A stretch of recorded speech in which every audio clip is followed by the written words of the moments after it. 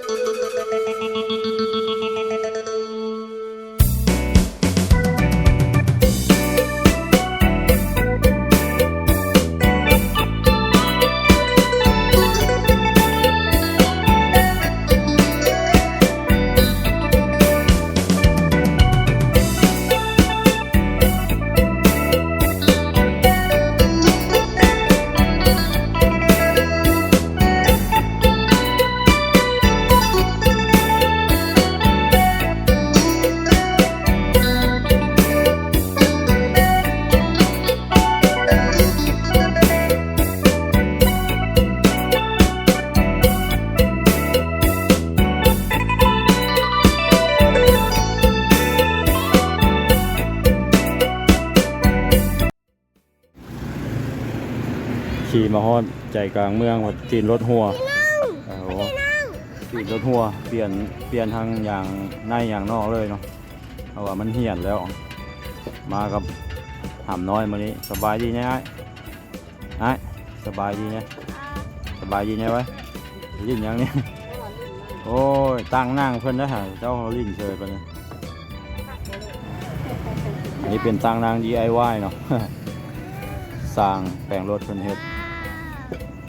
พาบางคำน้อยมาลิ้นในเมืองมื้อนี้วันแม่ยิ่งสากลวันที่8 มีนา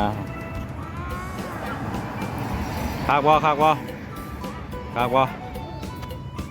พาเด็กพี่น้องเลาะเที่ยวชนบทเนาะวันนี้มาเที่ยวในเมืองเลย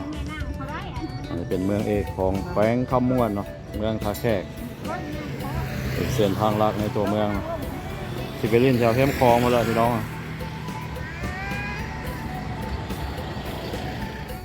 ทุกหอมทุกซอยในเมืองท่าแขกเพิ่นจะใส่ดอกไฟเยียงทางหมดตอนนี้โชคดีฮานเพิ่นยังบ่ได้ปิดถ้าเพิ่นปิดแล้วเสร็จรถเลย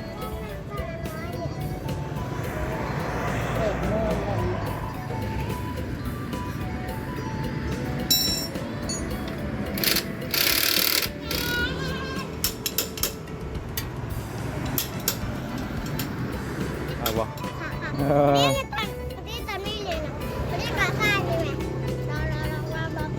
ของเล่นใหม่ตั้งนั่ง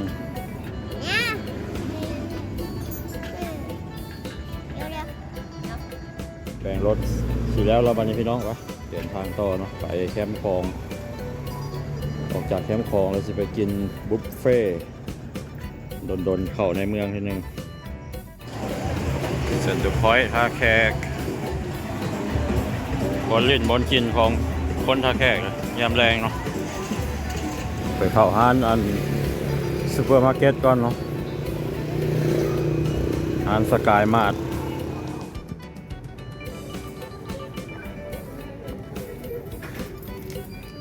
เอายัง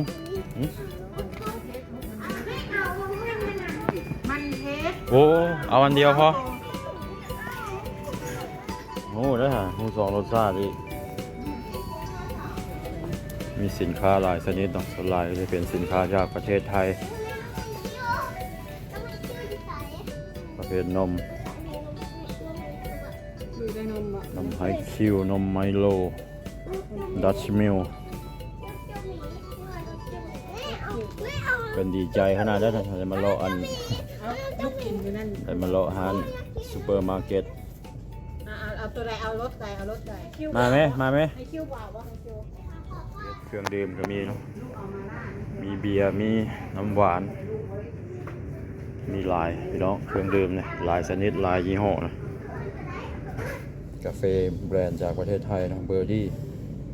13,000 กีบ 12,000 11,000 กีบสตาร์บัคก็มีสตาร์บัคกาแฟยี่ห้อดัง 47,000 กีบ 47,000 กีบถือว่าแพงกว่าเบอร์ดี้หลายอันนี้เป็นเครื่องดื่มของลาวเนาะน้ำนมสาลีหวานบ้านเกินแขวงวิงจันทร์โอ้ยเอาขนาดเลยบ้านนี้ถูกใจเพิ่นคิวเอาเพราะว่าแม่ซื้อมาให้เป็นพอกเป็นเพิร์สก็มีเนาะของใส่ซอดำแสนปลายของมันแพง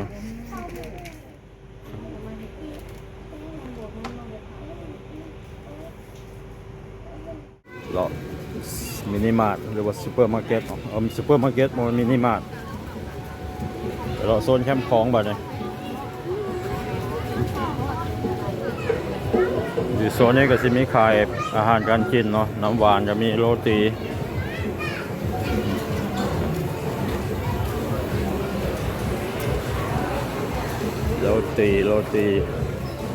แซ่บเนี่ยเอาวะ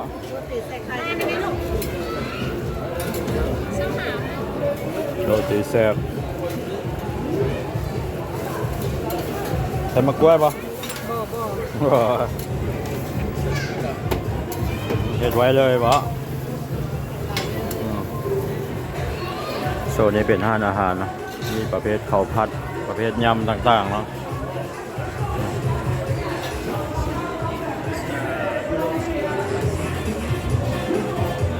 วันนี้คนโบราณบันไดเขาจะไปดองหรือว่าไปงานแจ้ง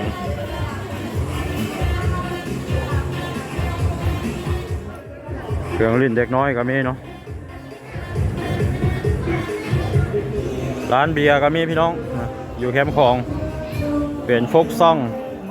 แสดงสดเนาะ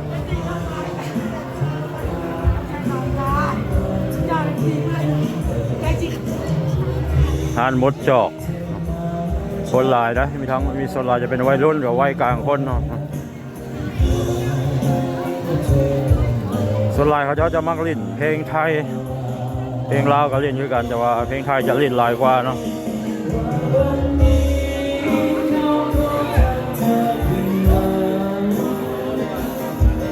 ติดแคมป์ของหรือว่าริมโขงฝั่งนั้นเป็นนครพนมถ่ายรูปมีรูปพันเนาะเด็กน้อยมากขนาดนะหากว่าฝั่งนั้นแม่นยังประเทศยังประเทศไทยจังหวัดยังจังหวัดยังจังหวัดยังนครพนมบ่เคยไปบ่เคยไปตอนใดบ่เคยดิคักบ่นครพนมนะคักฝั่งนครพนมไฟโฮงแจ้งสว่างเนาะขนาดเลยนี่เป็นฮันกะแลมบิงชุนเป็นเครือธุรกิจจากประเทศจีนนะฮันบิงชุนคนนิยมขนาดได้นะบิงชุนไอศครีมฝั่งอำเภอเมืองจังหวัดนครพนมอยู่บ่อนี้ก็จะมีด่านเรือเนาะสิมีทางด่านเรือกับด่านขัวหรือว่าสะพานขัวหรือว่าสะพานข้ามขึ้นไปทางเทิงประมาณ7-8 กิโลเมตรจังหวัดนครพนมเนาะเมืองนาอยู่งามได้นครพนมนี่ได้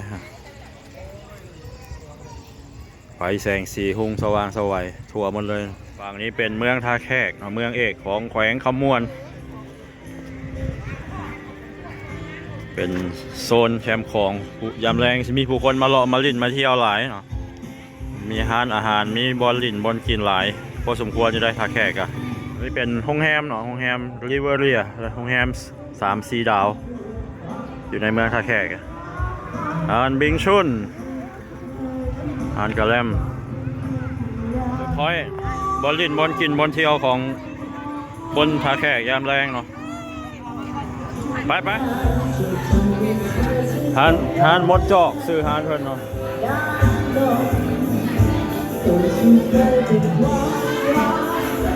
หานมดจอกหรือว่าหานมดแก้วถ้าเป็นภาษาไทยนะอย่างนั้นนะ กะแลม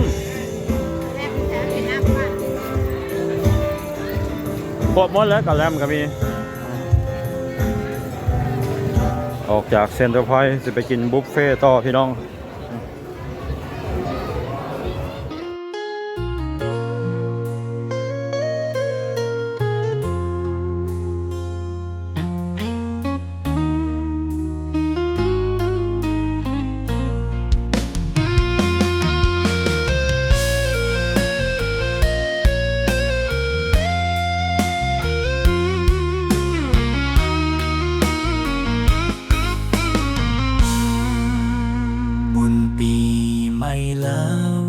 หนุ่มสาวพากันฉลอง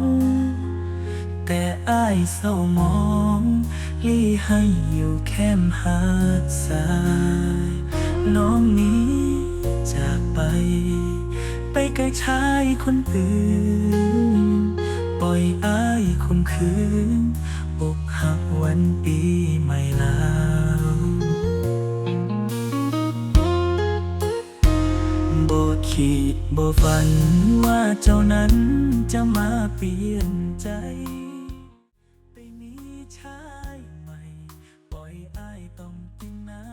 ำหรือว่าห้านหมูกระทะเนาะหรือว่าเจ้าขายเป็นท่านเพราะเป็นขายเป็นโลเนาะคนละ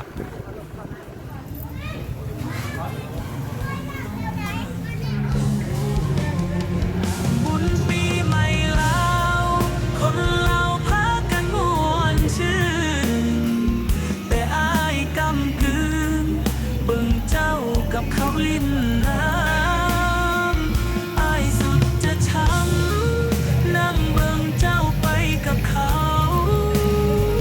หมดคำเสียวได้แต่นั่งอิ่มหนำสำราญแล้วพี่น้องบ้านเนี่ยพาบางหำน้อยมาเลาะมาเที่ยวในเมืองวัดแม่ยิ่งสากล 18 มีนา มาเที่ยวยังสมใจเพื่อนละบาทเนี่ยเพื่อนอยากมาล่อมาเล่นเนาะวันนี้ก็สิเดินทางกลับเงินกลับซานพี่น้องเลยตอนนี้ก็เวลาประมาณ 10 โมงกลางคืนรถก็เริ่มจางเนาะรถบุคอยหลายเพราะปานใดนี่เป็นใจกลางเมืองท่าแขกคงแจ้งไปหมดแล้วเราเป็นสายไฟเยื้องทางใจกลางเมืองท่าแขกก็เป็นเมืองน้อยๆอยู่ตรงกันข้ามกับจังหวัดนครพนมประเทศไทยแต่ว่าตัวเมืองจะใหญ่กว่าอำเภอเมืองนครพนมจะกว้างกว่านะ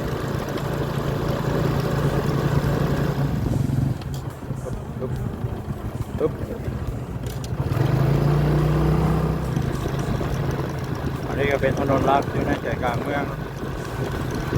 ทาง6 เลนพันคู่กับทางโอเคเนาะพี่น้องวันนี้สอนขอคลิปไว้สักนิดก่อนเนาะหน้าพบกันใหม่ขอขอบใจทุกท่านที่เข้ามาติดตามรับชมเด้อเนาะสำหรับคลิปนี้สบายดี